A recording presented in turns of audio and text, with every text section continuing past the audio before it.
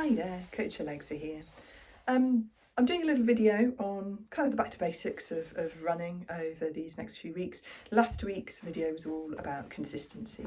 So consistency really does underpin the health and fitness benefits of any training, particularly running training that we might do, and also helps us to progress more quickly towards our training goals. So I thought I'd talk today a little bit of the nuance around that, around building habits. I've done a couple of videos before, so do search back on habit creation.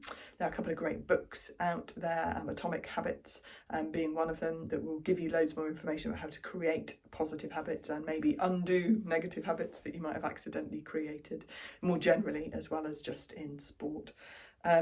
But I'll give you a few examples of why habits can be so useful. They effectively make that behaviour, that doing your training, going out for your runs each week, as part of autopilot. And when they're in autopilot, you don't have to rely on motivation to get yourself out the door. It just happens. It's like, for example, cleaning your teeth or having a shower every day or eating lunch. It's something that happens every day. We don't have to remind ourselves to do it. We don't have to motivate ourselves to pick up our toothbrush. It's just something that we've been doing at pretty similar times every day for goodness knows how long. And it's just been programmed as autopilot into our brains now. And that's what we want to work towards with our training. So taking me as an example, now I guess, being self-employed, I have the ability to control my diary. So I give myself 2 hours between getting up and when I start my work day. Luckily, don't have to usually commute anywhere.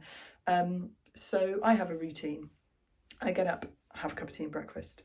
I then have a little bit of time, a quarter of an hour, 20 minutes or so, just doing, admin. That might be putting the washing away or putting the dishwasher on, emptying the dishwasher, whatever it might be, just a few bits around the house. I then have a little bit of time for some meditation. And after that, I do whatever my training session is for that day. So when it's a run day, that will be a run. It might be strength training on different days. On a rest day, it might just be a really short sort of 10-minute gentle yoga or stretching based session.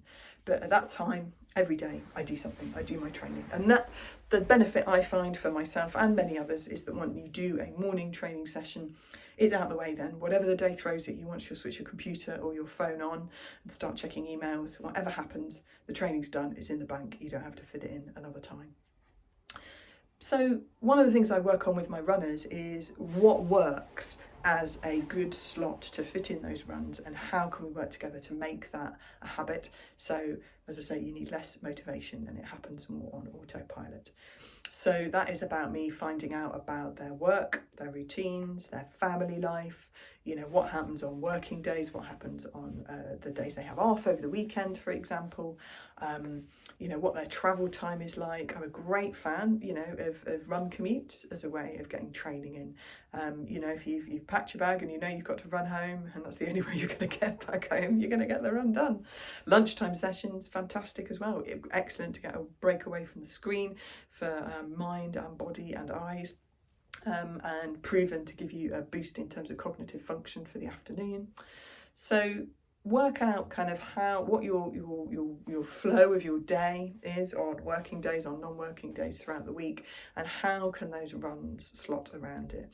Is there a good times of day, good other things that you do every day that you can kind of hang it off? That might be meals, commuting, whatever it might be. Before or after you do those, you get your run in.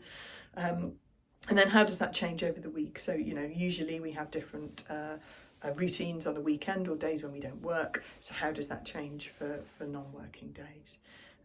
Absolutely something I'd be more than happy to help with.